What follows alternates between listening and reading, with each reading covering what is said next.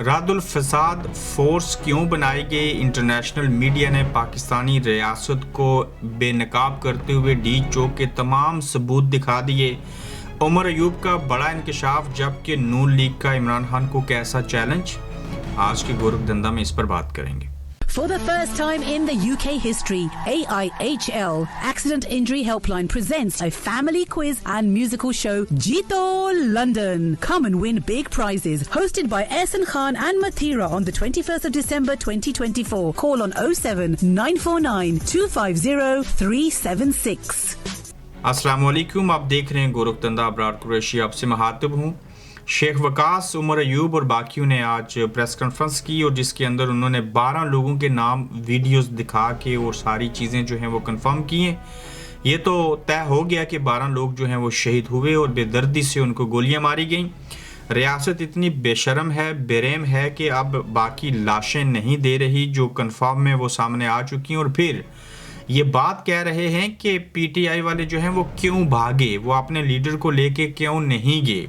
ख्वाजा आसिफ ने कहा था कि इनसे तो खुसरे जो थे वो खारियाँ वाले बेहतर थे। तो जब गोलियां आगे से बरसाई जाएं, कोई उनके सामने खड़ा ना हो सके, बजाय इसके कि निदामत हो, अफसोस हो, गम हो, गुस्सा हो, तो आप उल्टा ये कह रहे हैं कि उनको और सामने खड़े होना चाहिए था और उनके ऊपर गोलियां चलनी चाहिए थी और मज़ीद लोगों को मरना चाहिए था। इन लोगों ने जितनी आंसू गैस इस्तेमाल किया, पाकिस्तान की तारीख में किसी के ऊपर ऐसी आंसू गैस का इस्तेमाल नहीं किया गया।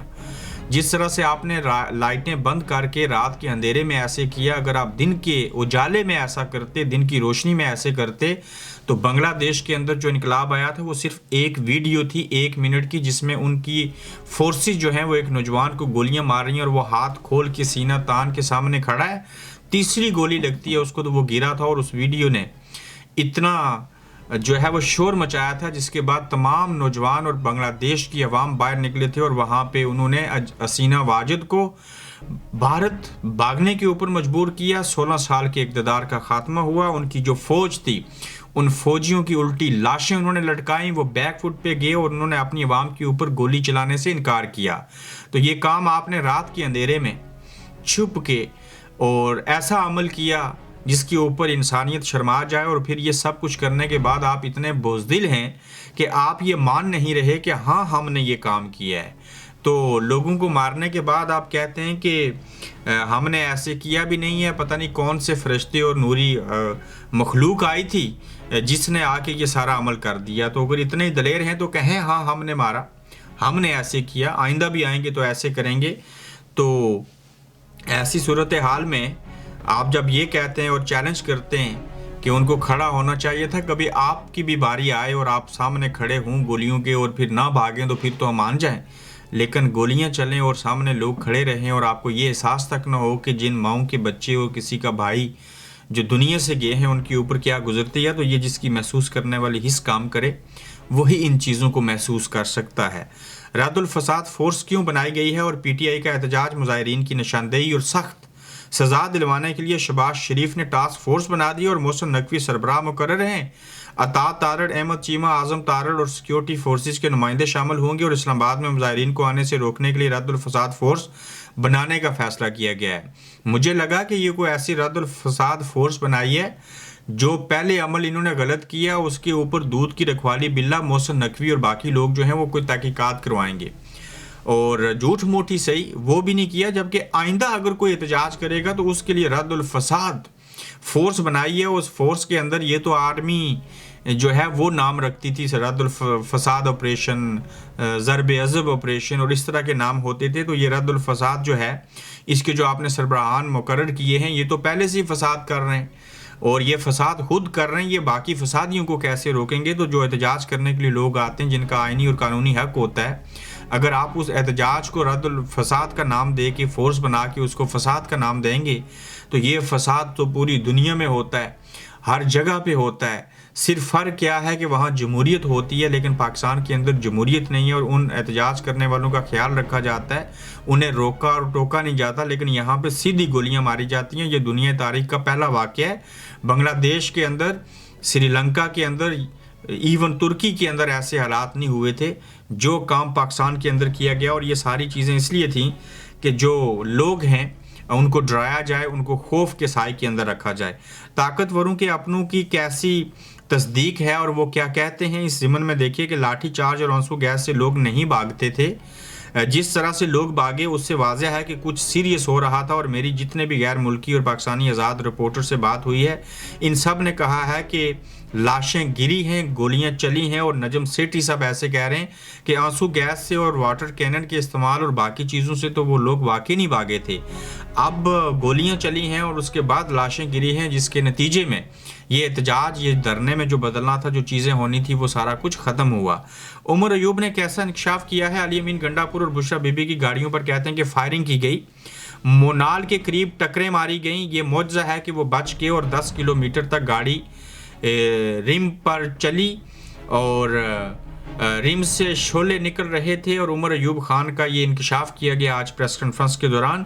तो उन्होंने कहा कि अली अमीन गंडापुर और बुशरा बीबी की गाड़ियों पर फायरिंग की गई और ख़ासकर जो पाकिस्तान तहरीक इंसाफ का एहतजाज था उसके अंदर कुछ दूसरी कुव्वतों के लोग जो हैं वो पीटीआई की टोपियां, झंडे और कपड़े पहन के आ चुके थे, जो कि आपको बताया था कि इनके पास हर सियासी जमात के जो लवाजमात होते हैं, झंडे से लेके, टोपियों से लेके, मफरल से लेके, वो सारा कुछ उनके पास होता है। तो ये वही लोग भी थे जो अली अमीन गंडापुर की गाड़ी के ऊपर ना सिर्फ चढ़े बल्कि उन्होंने पीटीआई के कारकुनों को भी तैश दी और उनको भी साथ में चढ़ाया और लातें मारी गई।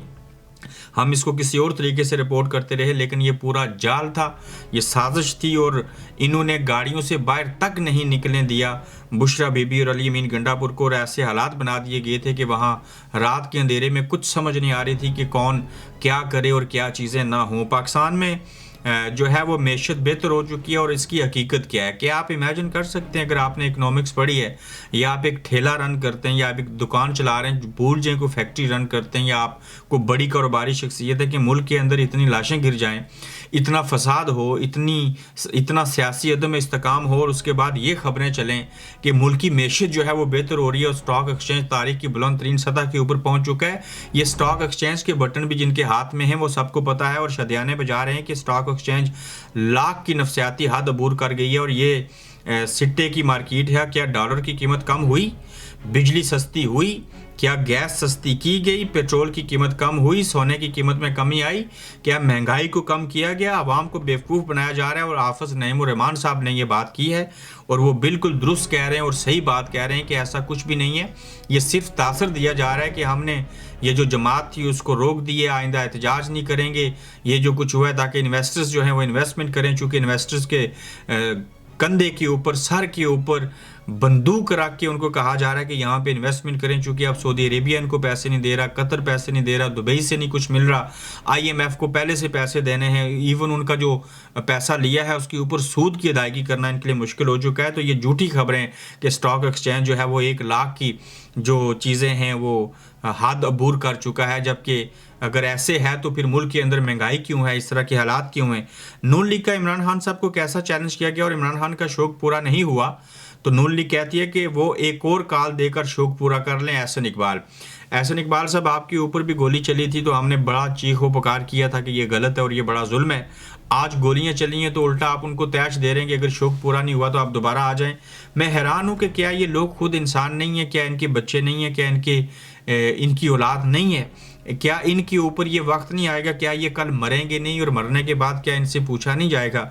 मैं अल्लाह का शुक्र अदा करता हूँ कि हम इन सियासतदानों की जगह के ऊपर नहीं है जो इतना जुल्म करते हैं और कल रोज़ क़यामत मरने के बाद कब्र में भी इनको पूछा जाएगा और इनके सर के ऊपर जूं तक नहीं रेंगती और इनके सामने इतने लोगों का मर जाना कोई मायने नहीं रखता, बल्कि इतने जाहिल हैं कि उसके ऊपर जश्न मना रहे हैं, खुश हो रहे हैं और उन्हें लगता है कि हम कामयाब हो गए, जबकि आप लोग कामयाब नहीं हुए। ये खून रायगा नहीं जाएगा, हर चीज़ का बदला होता है, ये वक्त गुजर जाएगा। वक्त कभी नहीं ठहरता, वक्त कभी क़याम नहीं करता, बुरा वक्त भी गुजर जाता है, अच्छा वक्त भी आ जाता है। लोग अपनी नौकरियों से रिटायर्ड भी होते हैं, लोग दुनिया से चले भी जाते हैं, उनकी मौत वाक़या भी हो जाती है। ये वक्त बदलेगा, इन कुर्बानियों का सिला ज़रूर मिलेगा, कभी ना कभी तो कुछ चीज़ें बेहतर होंगी। ताहम आपके तारीख़ में ये अल्फाज और जुमले और ये वाक़यात जो हैं ये ज़रूर याद रखे जाएंगे। ये लोग कभी नहीं भूलेंगे। आपने नफ़रत कमाई है, आपने हार मानी है, आप दिल से हारे हुए हैं, दिमाग आपके ख़राब हैं, मदहोश लोग हैं आप, क्योंकि आपको समझ नहीं आती कि हमने एक एहतजाज को रोका और ऐसे जश्न मना रहे हैं जैसे आपने भारत के ऊपर हमला किया था, या वो जो दहशतगर्द थे पारा चिनार के उनको आपने दबोच लिया और उसके बाद जश्न मना रहे हैं। वो चीज़ें होती तो पूरी कौम आपके साथ खड़ी हो जाती, लेकिन ये गन दुश्मन की तरफ करने के बजाय अपनी कौम की तरफ करके गोलियां चलाई गई हैं। और ये पहली बार पाकिस्तान की तारीख में हुआ है। और वो जो लोगों के जहन में वहम था, गुमान था, वो सब चीज़ें जो मान था वो टूट चुका है, और जो थोड़ी सी मोहब्बत बाकी थी वो नफ़रत में बदल चुकी है। तो देखते हैं कि इसके आगे चल के असरात क्या होंगे। हाँ, इंटरनेशनल मीडिया ने जो काम किया, आप गार्डियन की रिपोर्ट देख लीजिए, आप ऑस्ट्रेलियन मीडिया देखिए, आप कनेडा का मीडिया, अमेरिकन मीडिया और इंग्लैंड के मीडिया को देखिए, और BBC उर्दू को देख लें।